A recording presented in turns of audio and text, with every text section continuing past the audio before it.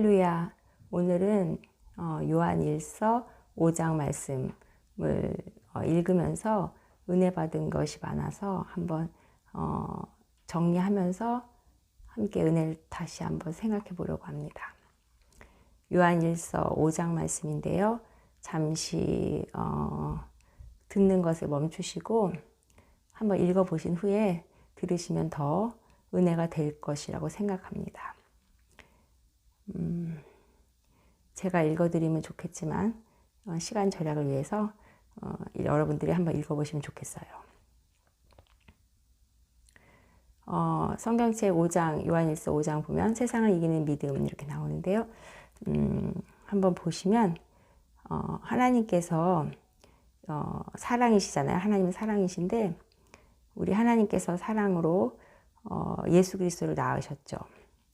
그리고 그 예수 그리스도는 또 사랑이신과 동시에 하나님의 사랑을 증거하시는 분이신데 하나님께서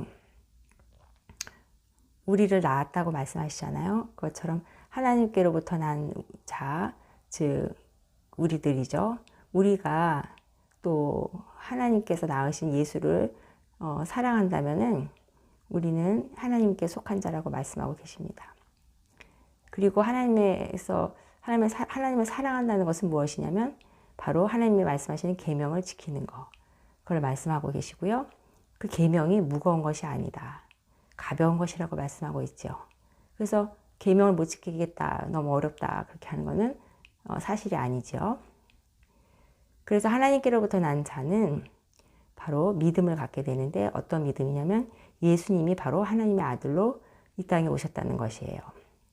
그리고 그러한 것을 믿는 사람이 바로 세상을 이길 수 있다 이렇게 이야기하고 있습니다. 그렇다면 하나님의 아들은 바로 예수님이신데 예수님은 물로만 임하신 게 아니고요. 이 세상에. 그러니까 이 물이라는 것은 세례를 말하겠죠. 비둘기같이 이렇게 세례 받으실 때 임하셨던 성령에 임하셨던 우리 예수님. 그렇게 육신으로 오셨고요.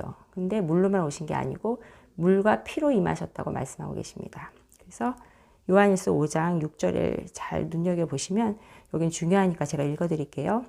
이는 물과 피로 임하신 이시니 예수님을 말씀하시는 거죠. 곧 예수 그리스도시라.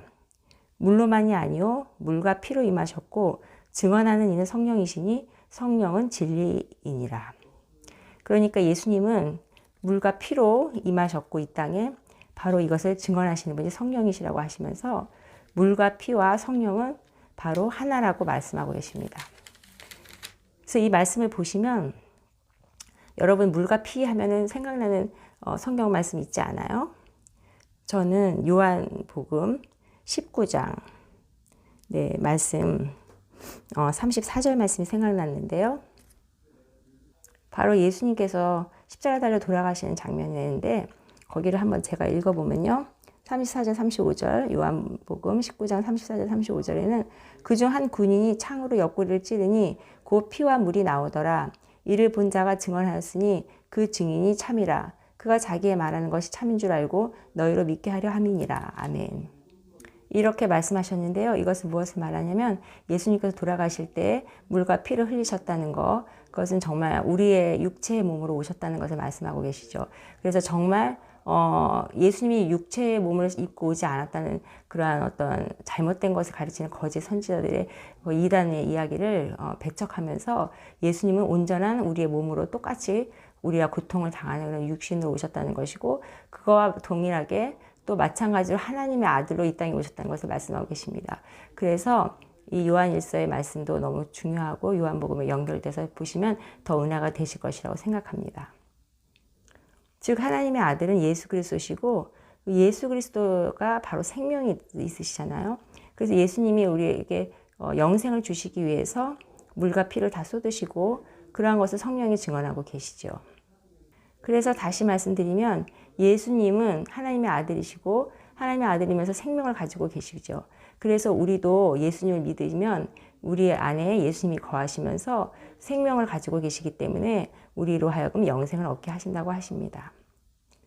자, 그래서 요한일서 5장 13절 14절을 보면은 내가 하나님의 아들의 이름을 믿는 너희에게 이것을 쓰는 것은 너희로 하여금 너희에게 영생이 있음을 알게 하려 함이라 하면서 그를 향하여 우리가, 그라는 건 예수 그리스도죠. 그를 향하여 우리가 가진 바 담대함이 이것이니 그의 뜻대로 무엇을 구하면 들으심이라. 여기서 그의 뜻대로라고 하시는 그 예수님의 뜻이 무엇이겠어요? 또 하나님의 뜻이 무엇이겠어요? 바로 모든 사람이 구원받는 것을 말하겠죠. 그래서 여기서 사람들이 뭐 해석하기를 우리가 막 하나님의 뜻대로 아무거나 구하면 다 들어주신다 그런 거라기보다는 여기서는 그 다음 구절을 읽어보시면 5절 이하를 보시면요. 우리가 무엇이든지 구하는 바를 들으신 줄 안즉 우리가 구한 그것을 얻는 줄 알아라 이렇게 얘기하시면서 형제가 사망하는 그 죄를 말하면서 무엇을 말씀하시냐면요. 모든 불의, 잘못된 것들 말이에요. 불의가 죄라고 말씀하시면서 그 죄에는 사망에 이르는 죄가 있고 사망에 이르지 아니하는 죄가 있다는 것이에요. 그래서 사망에 이르지 아니하는 죄를 범하는 사람들은 그 하나님께서 생명을 주기를 원하시니 그 사람들을 위해서 구하라고 하시는 것입니다. 그러니까 우리가 아는 사람이 어떤 죄를 범하고 있는데 그 죄가 사망에 이르는 죄가 아니라면 그 죄를 용서해달라고 구하라고 말씀하고 계시고요. 우리는 이제 반면에 우리가 하나님께 속하고 예수님께 속해서 예수 그리스도가 하나님의 아들인 것을 믿고 전적으로 하나님의 아들이며 전적으로 육신으로 입은 우리와 같은 그런 참 인간이며 참 신임을 믿으면 그 이름을 예수 그리스도 이름을 믿으면 우리 제일 중요한 요한일서 5장 18절에 보면 하나님께로 난 자는 다 범죄하지 아니하는 줄을 우리가 아노라. 하나님께로부터 난 자가 하나님께로부터 나신 자가 그를 지키심에 악한 자가 그들을 만지지도 못한다 하시니까 여기 하나님께로서 난 자가 누구예요? 예수 그리스도시잖아요. 그래서 예수 그리스도가 우리를 지켜주시기 때문에 악한 자가 우리를 만지지도 못하고 어떻게 할 수 없다는 것을 말하고 있습니다. 그래서 얼마나 감사한지요. 그래서 하나님께 속한 자는 이미 세상을 이기고 또 그 예수 그리스도를 믿는 믿음으로 세상을 이긴다고 말씀하고 계시죠.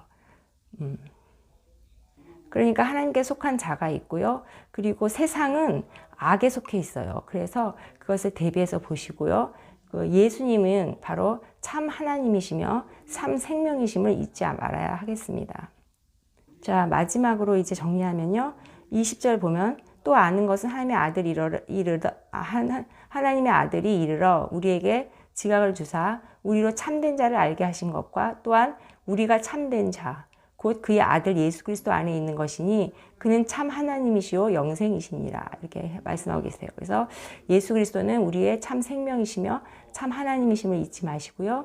우리가 그것을 믿음으로 말미암아 세상을 이긴다는 것을 다시 한번 기억하면서 하나님께 감사를 드리는 하루가 되었으면 좋겠습니다. 네, 감사합니다.